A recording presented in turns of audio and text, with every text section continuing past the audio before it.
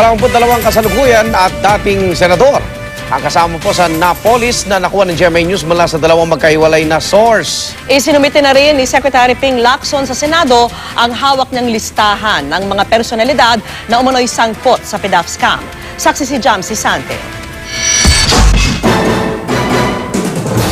Sa paunang listahan na nakuha ng GMA News mula sa isang source, 11 pangalan ng mga dati at kasalukuyang senador ang kasama sa mga nakatransaksyon umano ni Janet Lim Napoles. Ito ay sina Senador Alan Peter Cayetano, Juan Ponce Enrile, Chis Escudero, Jinggoy Estrada, gayon din sina Gringo Honasan, Loren Legarda, Coco Pimentel, Bong Revilla at Tito Soto, pati na si yumaong Senador Robert Barbers at dating Senador Manny Villar. Ipinakita ng GMA News sa kampo ni Napoles ang listahan na ito. Kinumpirma nila ang nilalaman nito pero nagbigay din sila ng 11 pang mga pangalan. Sila ang mga kasalukuyang senador na sina Pia Cayetano, Lito Lapid, Bongbong Marcos at Miriam Defensor Santiago. Gayon din sina dating Senador Edgardo Angara, Joker Arroyo, Tessie Aquino Oreta na tsahin ng Pangulo, Sonny Jaworski, June Magsaysay, Nene Pimentel at Ramon Revilla Sr. Suma total, 22 lahat ng senador sa Napoles ng aming sources na nabigyan umano ng komisyon matapos ilagak ang kanilang pork barrel sa mga NGO ni Napoles mula taong 2004 hanggang 2010. Hindi lang daw pork barrel sila nakinabang, kundi maging sa mga congressional insertions o yung last minute na pagsingit sa national budget ng kanilang mga pet project. Kapansin-pansing may mga kaalyado ang Pangulo sa listahan.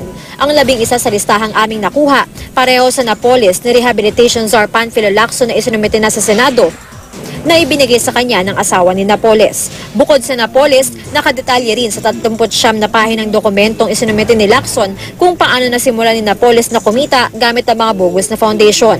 Ayon kay Napoles, taong 2000 nang ipakilala sa kanya si dating congressman at ngayon Budget Secretary Butch Abad na nangutang daw sa kanya at nagbayad na may kasamang interes. Nang tanungin kung paano lumago ang pera, ipinaliwanag daw ni Abad ang takbo ng mga foundation na siyang sinundan daw ni Napoles sa sarili niyang operasyon.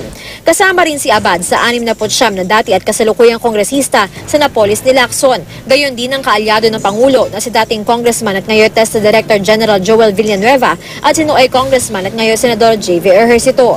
Ayon daw kay Napoles, hanggang 55% daw ang komisyon ng isang senador, habang 75% kung kongresista.